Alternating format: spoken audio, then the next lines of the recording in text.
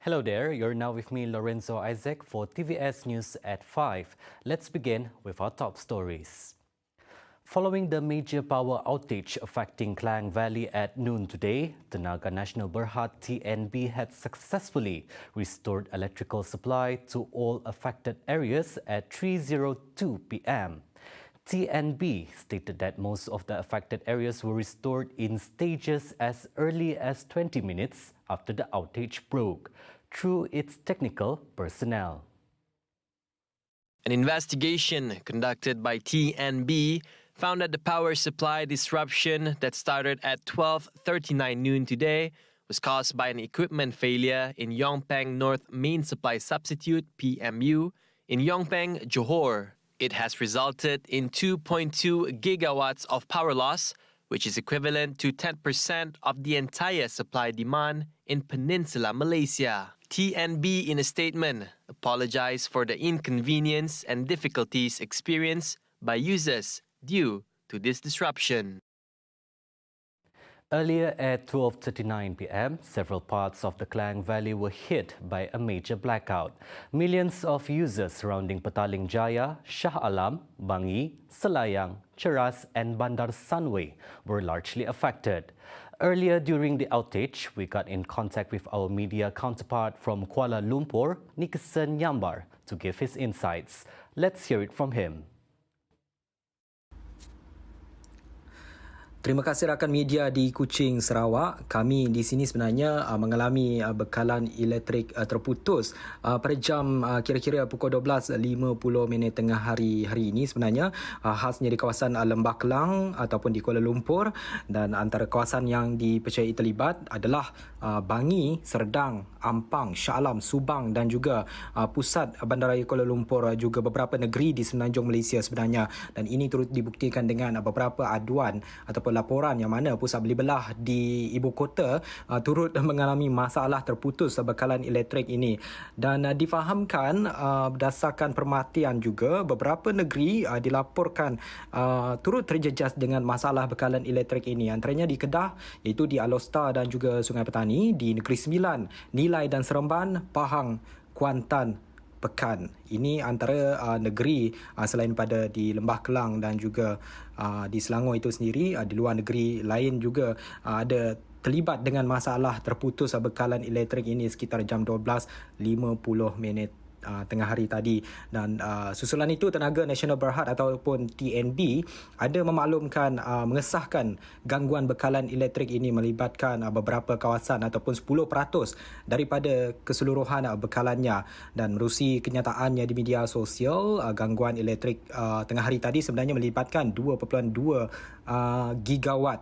Bagaimanapun, bekalan telah pun pulih sepenuhnya dalam tempoh 20 ke 40 minit di semua kawasan terlibat, kecuali di beberapa kawasan terbabit di Lembah Kelang. TNB dalam masa yang sama masih lagi belum mengeluarkan sebarang kenyataan berkenaan dengan punca kejadian elektrik ini, dan kami di sini pastinya terus memantau kenyataan susulan ataupun mengetahui apa punca sebenarnya berlaku gangguan elektrik besar-besaran pada hari ini.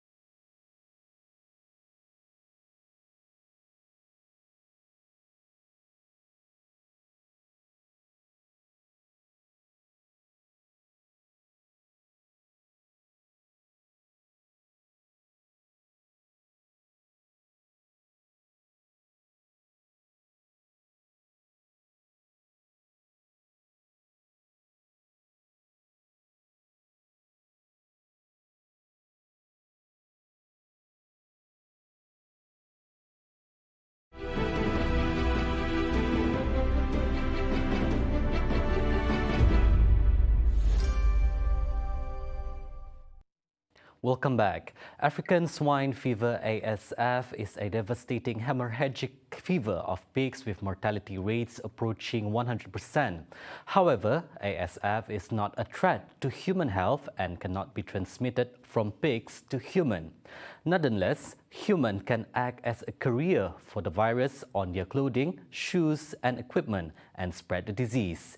This will cause major economic losses, threaten food security and limit meat production. This will also affect the state government's commitment to achieving the self-sufficiency level SSL in Sarawak, which needs to become a net food exporter by 2030.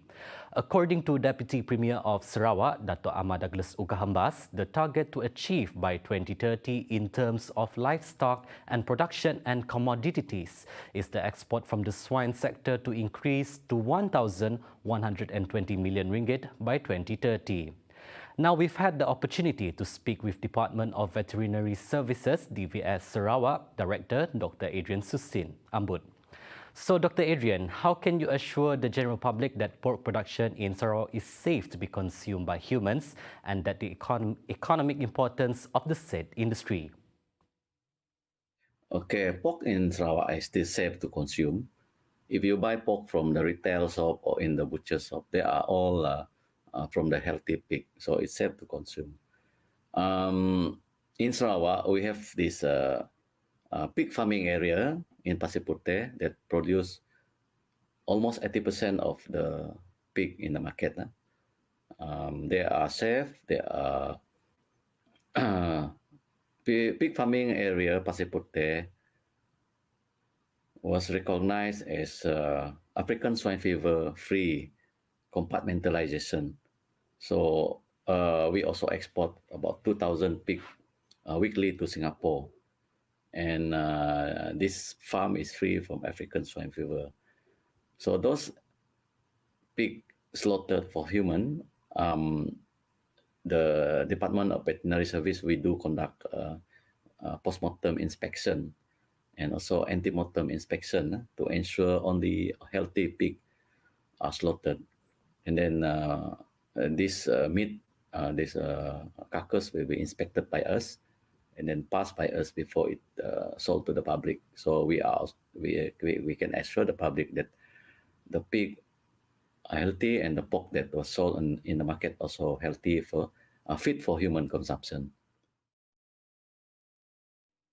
Now, they say that prevention is always better than cure. Among issues highlighted in pig farming are the close confinement of pigs in barren outdoor environments where it is an open space, which makes it more vulnerable to disease and unhygienic feeding system, as well as taking into account on the lack of awareness of the disease among pig farmers.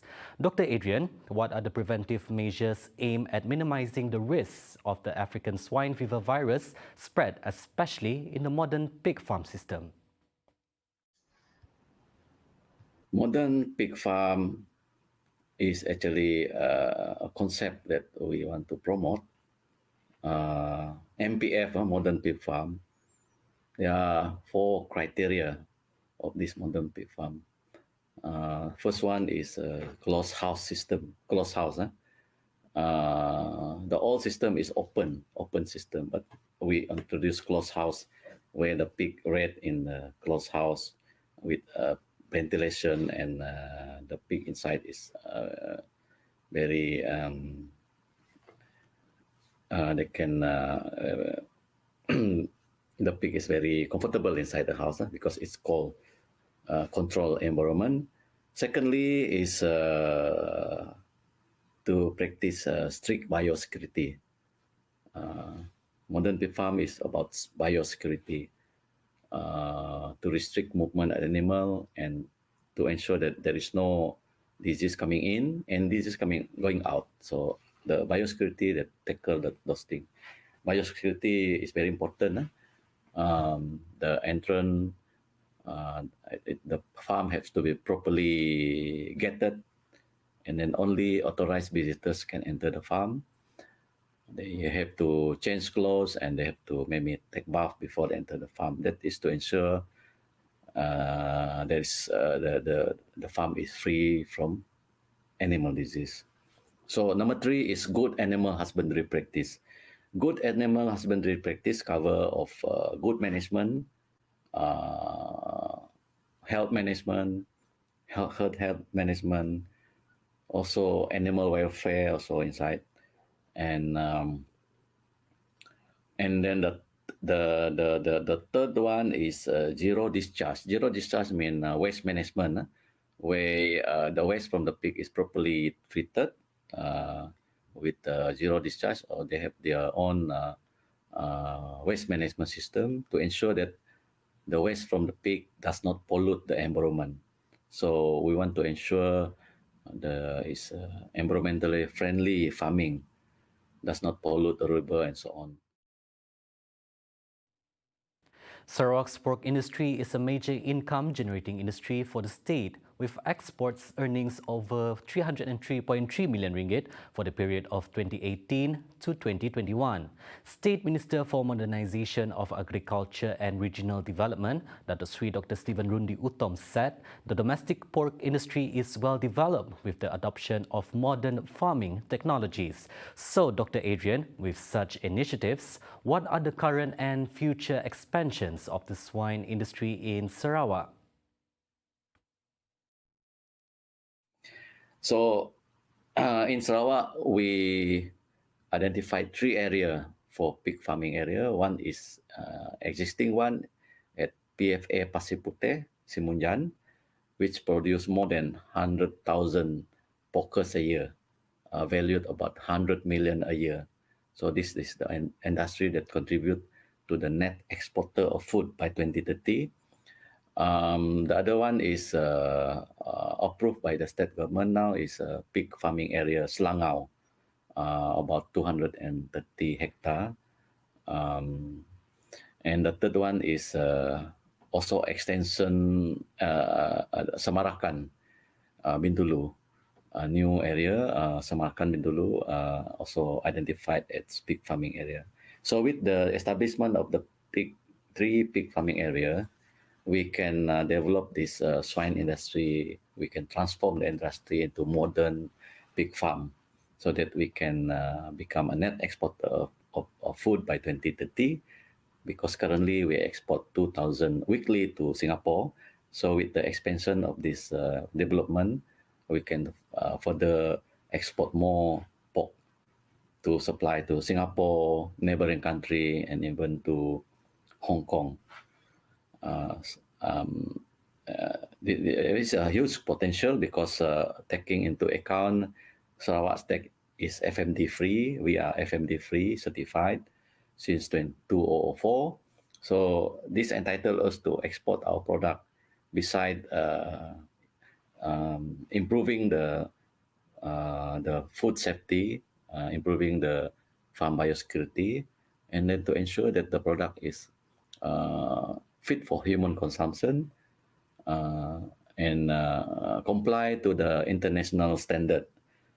If we want to export our product, we need to comply with the international requirement so that they are confident of our product is of healthy and fit for human consumption. Well, thank you, Dr. Adrian, for your insights on the matter. That's all the time we have for TVS News at 5 p.m. I'm Lorenzo Isaac. Thank you for watching.